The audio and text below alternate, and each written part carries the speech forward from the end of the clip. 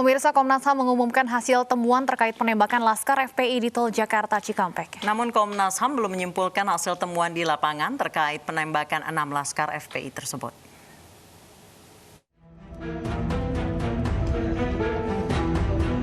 Komisi Nasional untuk Hak Asasi Manusia mengumumkan hasil temuan terkait penembakan Laskar FPI di Tol Jakarta Cikampek.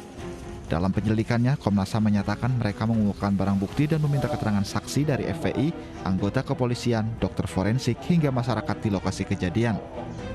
Komnas HAM juga menemukan barang bukti berupa 7 proyektil peluru, bagian mobil yang rusak, 4 selongsong peluru, rekaman CCTV, dan rekaman percakapan.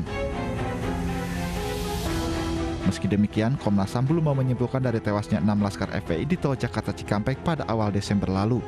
Ini di awal, ini banyak proses di sini yang belum tentu nyambung yang memang kita ambil sebelum ada berbagai informasi yang muncul di publik. Nah, ini aspek kehati-hatian. Bisa jadi semua barang ini tidak setelah nanti kita uji belum tentu juga nyambung dengan peristiwanya, tapi dipastikan ada sekian barang yang juga nyambung dengan peristiwanya. Nah, ini yang membutuhkan informasi lebih lanjut. Nah, penting untuk kami utarakan di sini karena apa? Kami belum pernah ngambil kesimpulan apapun. Jadi kalau ada yang berita macam-macam yang sudah ngambil kesimpulan dan sebagainya, kami pastikan itu hoax. Wong ini aja kami belum melampaui, terus juga masih ada ahli yang nanti ngecek ahli forensik dan sebagainya, itu belum kami lakukan. Semoga dalam minggu ini bisa kami lakukan sehingga sesegera mungkin kami mendapatkan informasi lebih baik. Sementara terkait adanya informasi mengenai penyiksaan terhadap Laskar FPI, Komnas HAM meminta untuk mengklarifikasinya kepada penyebar informasi tersebut. Itu nanti kesimpulannya benar atau tidaknya, itu kami tidak pernah merilis soal kesimpulan. Jadi kalau ada pertanyaan apakah ada lokasi penyiksaan, kemudian benar tidaknya informasi penyiksaan atau yang lain sebagainya, silahkan tanyakan kepada yang menyebarkan, yang menulis. Kami selama ini selalu membuat pernyataan tertulis, kalau memang kemudian ada update-nya, nanti juga kawan-kawan bisa melihat. Komnas HAM juga menambahkan selama proses penyelidikan banyak pihak yang mencoba mencampur adukan antara fakta dan hoax. Masyarakat pun diimbau untuk tidak mudah percaya dengan kabar yang beredar sebelum hasil penyelidikan dikeluarkan secara resmi. Dari Jakarta, Hasbiyallah Rizky Yulianto, iNews melaporkan.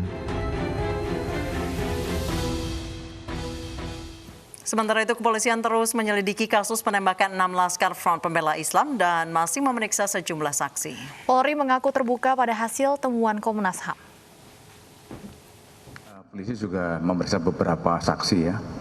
Sudah dilakukan oleh Dirtipidum Bareskrim.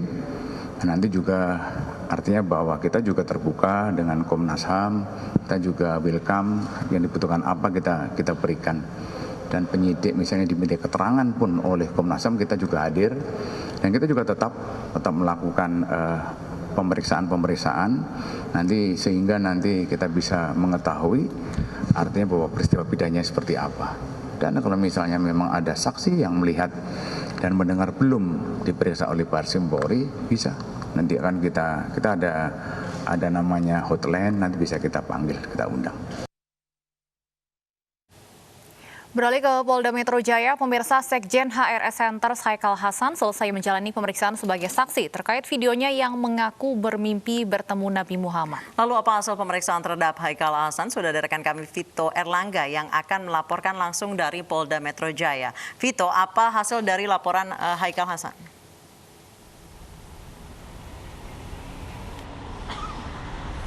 Ya, baik Stefani dan Anissa, dapat kami laporkan bahwa beberapa waktu lalu baru saja Haikal Hasan selaku sekretaris dari HR Center keluar dari kantor Direktorat Reserse Kriminal Khusus Polda Metro Jaya setelah menjalani penyidikan selama sekitar 6 jam lebih dari agenda awal, yaitu pukul 10 waktu Indonesia Barat pagi tadi.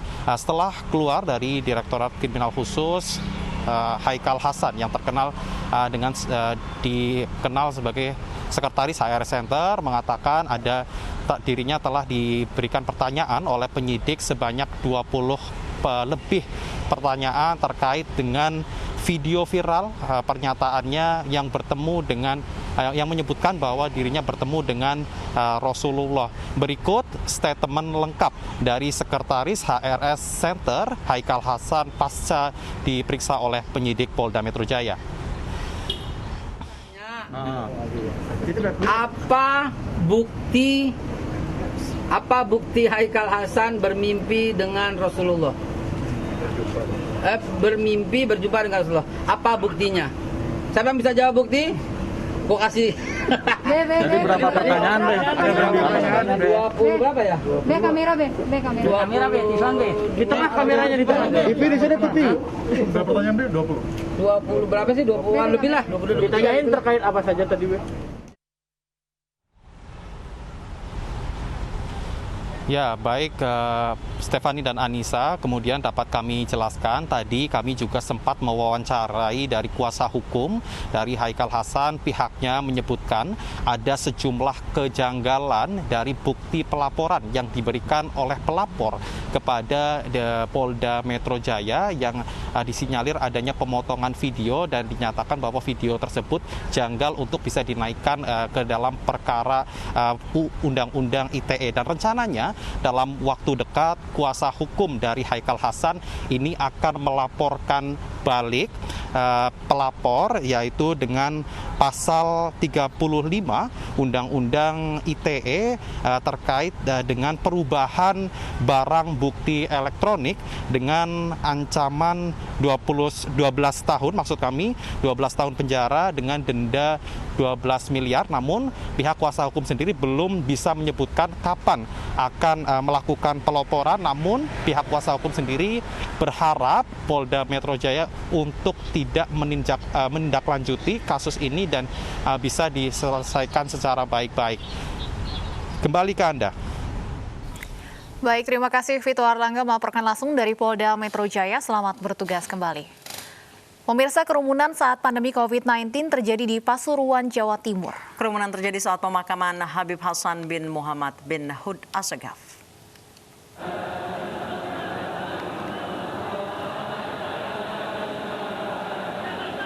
Ribuan pelayat hadir dalam pemakaman Habib Hasan bin Muhammad bin Hud Assegaf di Pasuruan, Jawa Timur hari Minggu kemarin.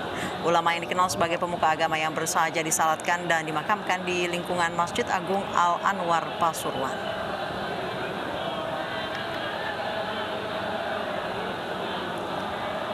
Selain mengantarkan ke peristirahatan terakhir, masa juga rela berdesakan agar dapat masuk ke masjid untuk sholat jenazah.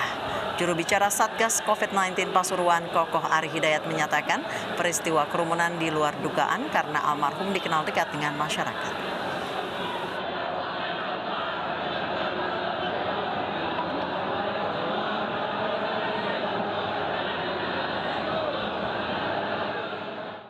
Pemirsa, Mabes Polri telah melihat langsung kondisi pusat latihan jamaah Islamiyah di Desa Gintungan, Bandungan, Semarang, Jawa Tengah. Polisi menyebut di tempat tersebut kelompok teroris jamaah Islamiyah diberi sejumlah pelatihan, mulai dari bela diri hingga termasuk merakit bom.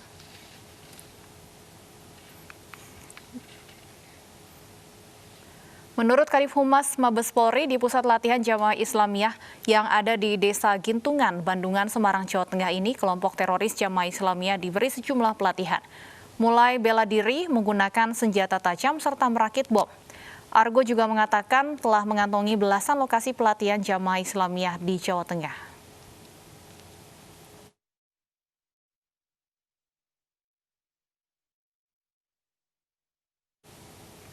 Dan berikut kesaksian salah satu pelatih di Pusat Pelatihan Jamaah Islamiyah di Desa Gintungan, Bandungan, Semarang, Jawa Tengah bernama Joko Priyono alias Karso yang ditangkap pada tahun 2019 dan dihukum selama 3,8 tahun penjara. Kalau di sana ini standar atlet, Mbak. Jadi dari orang yang nggak bisa menjadi atlet bahasanya. Jadi dari misalnya kayak pemanasan, pendinginan dari awal ya, kemudian pembentukan stamina, pembentukan speed, terus power, terus gerakan-gerakan dasar. Pada level tertentu setelah sekitar 6 bulan ke atas, kita latih ini juga senjata, Mbak. Kan biasa bela diri. Jadi bela diri ini untuk tingkatan tertentu itu dilatih senjata. Jadi kalau arahnya ke kita ini campuran, Mbak. Cuma yang ninjutsu, ninja itu ada, yang samurai juga ada.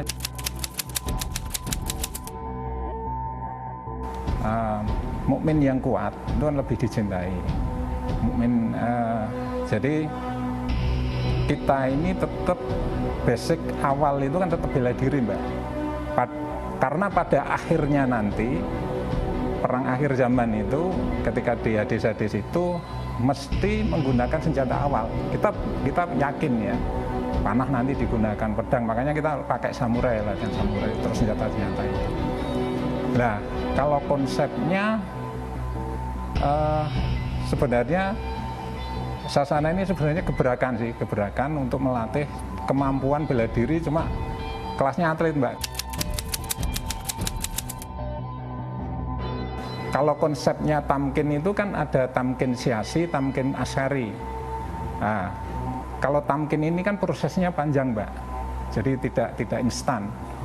Makanya dikatakan tamkin siasi itu sebatas mana kita mampu, kita laksanakan dulu. Mampu baru bela diri, kita lakukan bela diri. Toh pada akhirnya misalnya nanti ada kesempatan bisa bentuk askari, berlatih askari, dasarnya sudah punya dulu, Mbak. Jadi arahnya ke situ.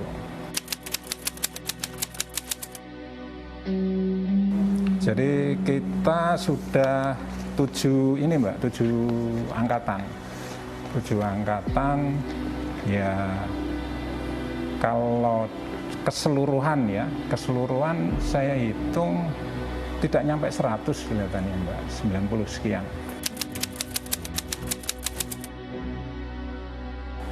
Keinginannya Pak Para itu minimal ranking 1 sampai 10 dari lulusan beberapa pondok. Cuma dalam realitanya kita dikasih koret-koret, Mbak. Koret-koret itu ya ada yang ranking 1 sampai 10 paling 1-2, yang lain di atas itu. Rata-rata setelah lulus ya antara 19, 22, 23 maksimal. Intinya menyiapkan calon pemimpin masa depan yang memahami realita jihad, Mbak. Istilahnya calon ya, Mbak, calon pemimpin masa depan. Kita pinginnya seperti itu. Jadi calon pemimpin masa depan, istilahnya kalau Neo-Ji ini kan memang tamkin ya, jamaah, askari ya, askari. Meskipun dalam penggunaan kita tetap mendasarkan pada akidah Ahlussunnah wal Jamaah. Kita punya kemampuan jihad misal, kemampuan macam-macam.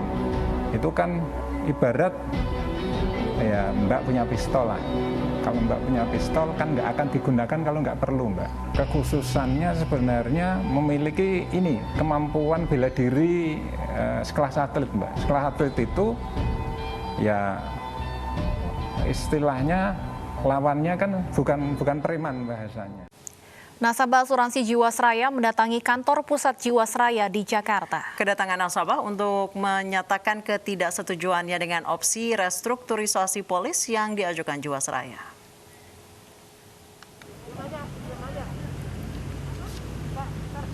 Nasabah korban asuransi Jiwasraya, khususnya para nasabah pemegang polis Jiwasraya Saving Plan, mendatangi kantor pusat Jiwasraya di Jalan Juanda, Jakarta pagi tadi.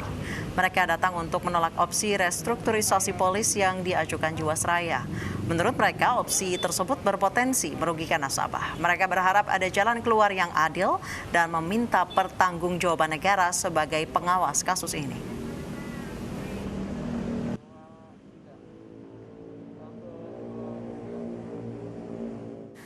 Dalam kasus korupsi Jiwasraya, Pengadilan Tindak Pidana Korupsi telah menjatuhkan vonis kepada 6 terdakwa. Keenamnya mendapat vonis yang sama, yaitu penjara seumur hidup karena terbukti merugikan negara hingga 16,8 triliun rupiah.